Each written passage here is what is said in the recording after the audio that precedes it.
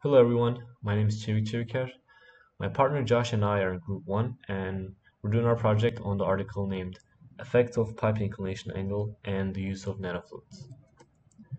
This presentation will consist of an introduction with some background information, the objective of the article, the experimental setup that was used, nanofluid preparation, uncertainty analysis, results and discussion, conclusion, and a brief summary at the end to sum up our presentation. The introduction section of this article talks about the need for advanced cooling devices over the past decade for computers and the importance of heat pipes.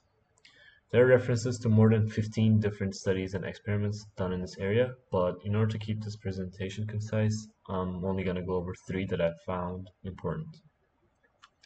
Firstly, the initial studies on the potential effect of inclination angle was conducted by Vasilev and Kamotani, who demonstrated that by using a reduced wick thickness in thermosiphon, the adverse effect of gravity could be reduced. Their theoretical results showed that the tilt angle, or the inclination angle, also strongly affected the performance of wicked heat pipes. Another study was done on the effect of nanofluid this time. Senthil Kumar analyzed the thermal performance of heat pipe using copper nanofluid hexanol, and the results showed that the thermal resistance reduced by 90% compared to DI water. Lastly, this experiment by Hung was done, and several different aspects were examined, such as charged volume, rate of working fluid, tilt angle, heat pipe, length, heating power, and weight fraction of particles, while using nanofluids at the same time, but a different type of nanofluid, this time alumina. And as a result, an inclination angle of 40 degrees was discovered to be the most efficient. As you can see, there are several previous published papers on studies of inclination angle or the gravity of the thermal performance of heat pipe based CPU coolers, but there's no published data on the use of nanofluids for enhancing heat transfer for, again, computer coolers. So that's the objective of this paper, and it appears to be the first investigation on the effect of nanofluids in conjunction of heat pipes on enhanced cooling of computers. And to address this objective, an experimental setup has been developed, which I'm going to go over right now. So as you can see, there's a heat pipe that we're already familiar with, insulation, a power supply, and the inclination angle is right here. This experimental setup, measurements were conducted by first setting the inclination angle of the heat pipe and then applying the voltage using the power supply controller. At each angle of inclination, the temperature was recorded from the onset of heat application to the steady condition. The nanofluid preparation is very long and detailed.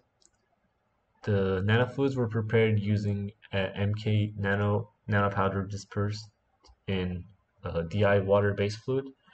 The nanopowder was carefully added to the base fluid to meet the desired 0.1% weight percent concentration, and 0.1 weight percent SDBS was added to the nanofluid, and then the pH of the nanofluid is set to be at 8 by adding a controlled amount of hydrogen chloride.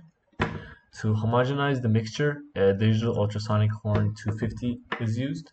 The temperature of the mixture during ultrasonic exposure was kept constant, and how homogeneous the mixture is was measured using a particle size analyzer. And the nanoparticle size distribution shows that the average particle size in the fluid is less than 50 nanometers, which is acceptable for it to qualify as a nanofluid. And no settling was observed for up to 20 days after preparation. The uncertainty analysis is part of this experiment.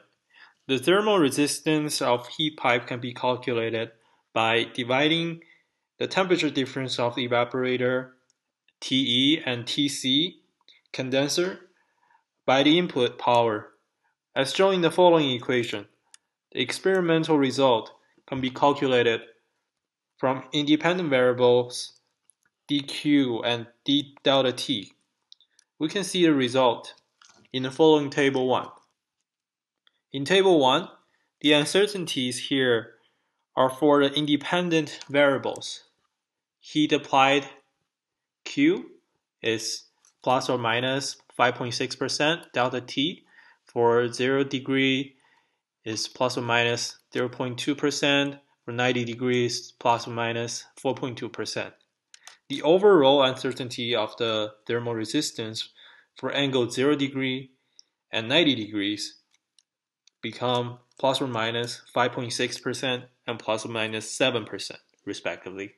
Similarly, in the heat pipe, the capillary action works against the gravity when orientation angle changes.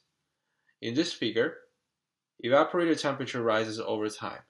The angle of the cooler is performed at different angles. Note that as shown, with this dotted line, at 90-degree angle, the temperature increases rapidly after 200 seconds due to the loss of coolant at the evaporator. The capillary action stops as the coolant is no longer circulating inside the heat pipe. The heat can no longer be transferred effectively. Here's another plot of evaporator over changing angle. The working fluid undergoes a phase transition from liquid to vapor and back to liquid, with changing the inclination angle from negative 90 degree to 30 degree. The temperature remains steady. At 30 degree, the steady state temperature starts to rise. It reaches a maximum at 90 degree. The effect of gravity gradually increases against the capillary action, and as a result, the evaporator temperature reaches a maximum as the capillary force can no longer overcome the resistance force against gravity. Not surprisingly, the thermal resistance graph reveals similar results. As the graph shown, the thermal resistance reaches a peak at 90-degree inclination angle. On the right, the maximum heat transfer equation is a function of inclination angle.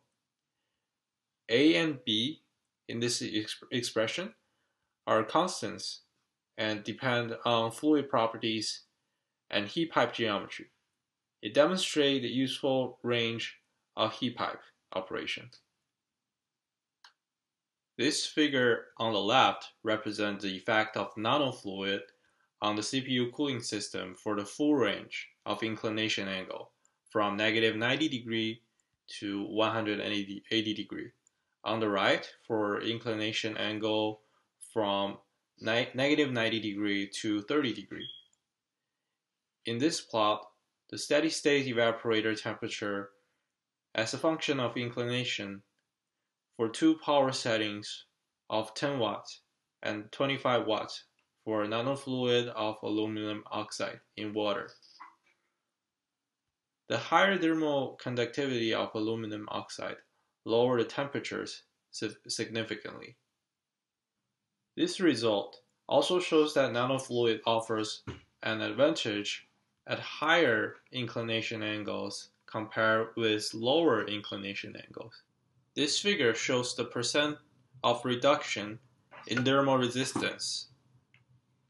The plot indicates at 10 watts, the presence of nanofluid reduces the resistance by an average of 15%. At 25 watt, the reduction in thermal resistance was increased to 22%. The reduction in thermal resistance can be attributed to the increase in the exposed surface area when using nanofluids with the screen mesh wick heat pipe. In conclusion, performance of a heat pipe is significantly affected by the orientation angle of the unit. As an inclination angle changes from 0 degree to a threshold angle, the temperature and the thermal resistance remain constant. However, as the inclination is increased further, cooling process experience difficulty in keeping up with the generated heat. Consequently, the temperature and thermal resistance reaches a maximum at 90 degrees. Experiments with water nanofluid aluminum oxide as working medium indicate that thermal resistance can be decreased by 15% and 22% when the heat generated at CPU is at 10 watt and 25 watt. To sum up, we went over introduction, background, objective, experimental setup, nanofluid preparation, uncertainty analysis, results and discussion, and conclusion.